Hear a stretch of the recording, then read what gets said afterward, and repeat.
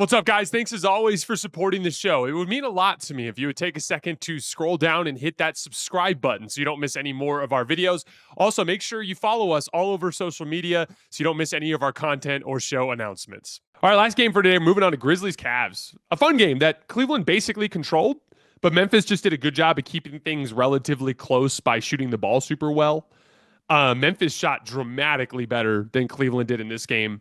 On catch-and-shoot jump shots, Memphis got 1.4 points per attempt. Cleveland only got 0.88 points per attempt. They just had a rough shooting night. But the stars for Cleveland just so badly outplayed the stars for Memphis, and I thought that was the story of this game. Donovan Mitchell really outplayed Ja Morant. Both teams have huge front lines, play a lot of two big lineups, pack the paint, rotate out. They're making you make jump shots. And Mitchell is just a way better shot maker than Ja Morant. Like Donovan Mitchell is just pouring in a variety of like step back threes, pull up threes in ball screens, ISO threes, just creating his own jump shot in traffic. And Ja Morant just couldn't keep up. He had a few nice transition buckets down the stretch when the game kind of had already gotten a little loose. But like I thought Mitchell just proved to be the better surgical scorer in a tight half-court environment like that. Jerome was incredibly dominant as a scorer in this game. I thought he was much better in this game than Desmond Bane was.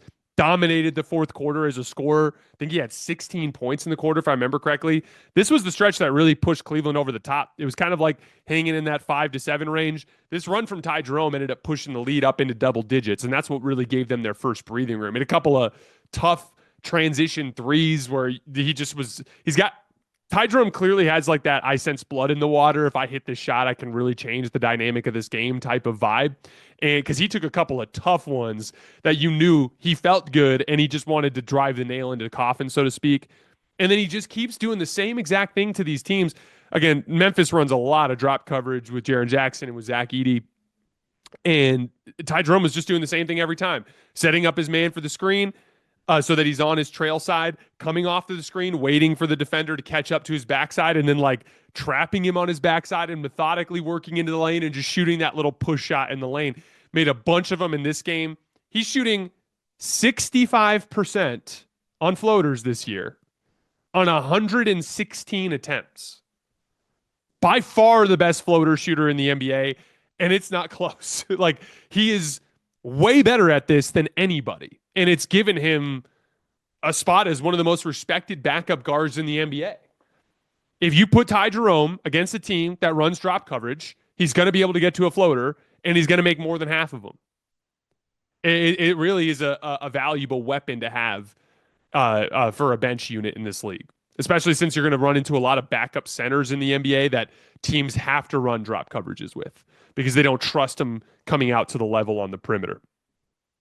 But by far the most interesting part in this game, in my opinion, was the showdown between two of the best young power forwards that we have in the game at this point, Jaren Jackson and Evan Mobley. And I thought Evan Mobley really showcased how his versatility makes him a better all-around basketball player than Jaren Jackson in this game.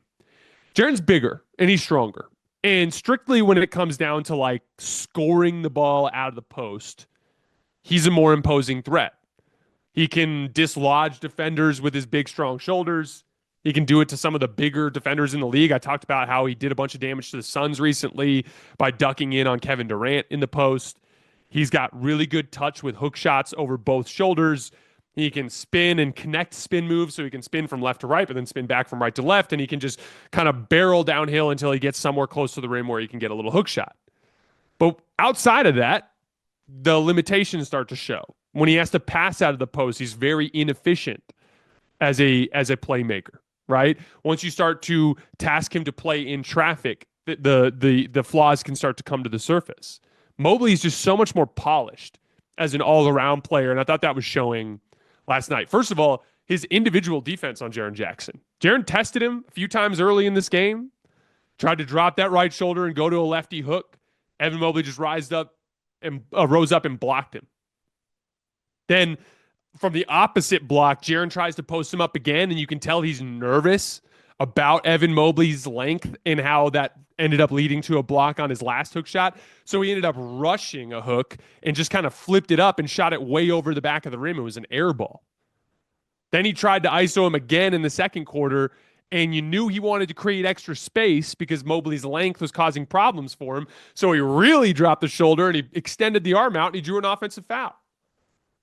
So then Jaren was just like, all right, no more. I'm not going to go after Evan Mobley anymore. And he started picking on Dean Wade and some different matchups in the game. Evan Mobley's a substantially better rebounder. This has been a consistent weakness with Jaren Jackson in his NBA career. Like, he gets into box outs, but he struggles to disengage from box outs and actually go get the loose ball. Evan Mobley dominated this game as a rebounder. Even individually against Jaren Jackson, had a big inside seal for a foul in the fourth quarter of this game.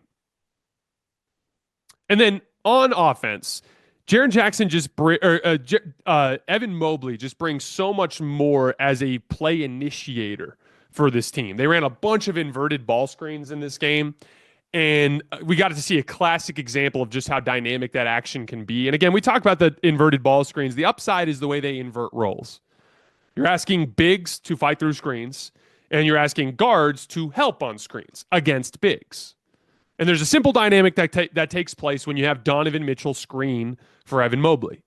When Donovan Mitchell screens for Evan Mobley, if his man steps out and helps, Mitchell can slip out of it, and he's going to get wide open. He generated an open three for Donovan Mitchell. He generated an open three for Max Strus out of action where the guard ended up helping on Mobley as he was coming off of the screen. But then if he doesn't help, there was a play in the game where Donovan Mitchell screened for Evan Mobley and he got downhill to his left hand. What happens? The big doesn't know how to navigate a screen, and you're setting a screen on him. The guard doesn't want to help because the screening guard is slipping out and getting three-point shots. What happens when Mobley comes off of a screen and there's no help? He can get downhill. Gets all the way downhill and ends up getting an easy dunk with his left hand. Connective playmaking was the big piece that was standing out to me in this game. I think Mobley had 7 assists, if I remember correctly. He had a bunch of assists in this game. He ends up catching the ball in these advantage situations as a cutter or a lot of times at the three-point line.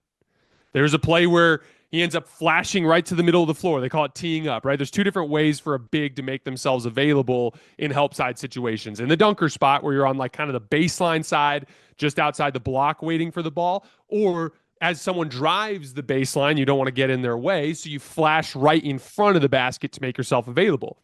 He ended up catching the ball right there in the middle of the floor. All the bodies converged on him, and he ended up making a nice, easy kick-out pass to Sam Merrill in the left corner. He knocked down a 3. Play where he catches the ball in the left corner. He struggled to knock down threes in this game, so he drives a closeout out of the left corner. Easy drop-off pass to Jared Allen, who was flashing right to the middle of the paint. He ends up getting a big dunk. And then sometimes you just have to beat the coverage. There was a ball screen with Mitchell and Jared Allen late in the game where Santi Aldama's guarding Evan Mobley, and they put 2 on Mitchell, and they use Aldama to tag Allen. Evan Mobley's wide open at the top of the key. It's a big possession late fourth quarter. He's got to beat the coverage. He's got to knock that shot down. And even though he struggled to knock down the jumpers all night long, he hit the big one.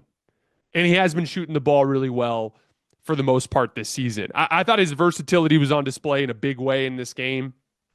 The beautiful thing about having an offensive player like Evan Mobley is you can run action for him, and you did, and you got good stuff out of it, but he also can function almost entirely as a connective piece and tie everything else together from the talent you have elsewhere on the lineup. Evan Mobley used to struggle with playmaking in the middle of the floor. That was a huge problem in the Knicks series. Evan Mobley used to struggle with finishing in traffic off of cuts. That was a problem in the past. He's better at those things now. He's playing off of 2 feet, confident, going up and dunking everything with 2 hands. He's going up with an aggression and a confidence in traffic that wasn't there in the past. He's just become a much better player. And as I've talked about, when we talk about the Cavs, and this is a big win without Darius Garland at home against a good Memphis Grizzlies team, most of it comes down to Mobley's just better now than he used to be. Darius Garland's just better now than he used to be. You've seen some of the upside of DeAndre Hunter, just a big physical athlete that he is, his ability to switch on to bigger players. One of the big things that I'm excited about with DeAndre Hunter is his ability to make tough shots, which becomes valuable when you get into the postseason and only tough shots exist for your team. He had a couple of really nice playoff type of mid-range scoring moves today. Had a mid-ranger over a mismatch in the middle of the floor. He put Ja Morant in jail in an action where he got him trapped on his backside and just kind of worked to the middle of the floor, hit a little floater. They can piece together lineups now that have 5 really high level offensive players in various different configurations. Movement shooting like Max Strus. Oh, you need him to fly off of an off-ball screen and knock a shot down? He can do it. You need someone that can run more action and do some more scoring in the middle of the floor. DeAndre Hunter is there as an option. You want a bigger, longer defender that can knock down catch and shoot threes. Well, there's Dean Wade. Their bench groups having a luxury like Ty Jerome to be able to pick apart drop coverage teams. They've got a lot of talent down there in Cleveland. That was an impressive win last night against the Memphis Grizzlies.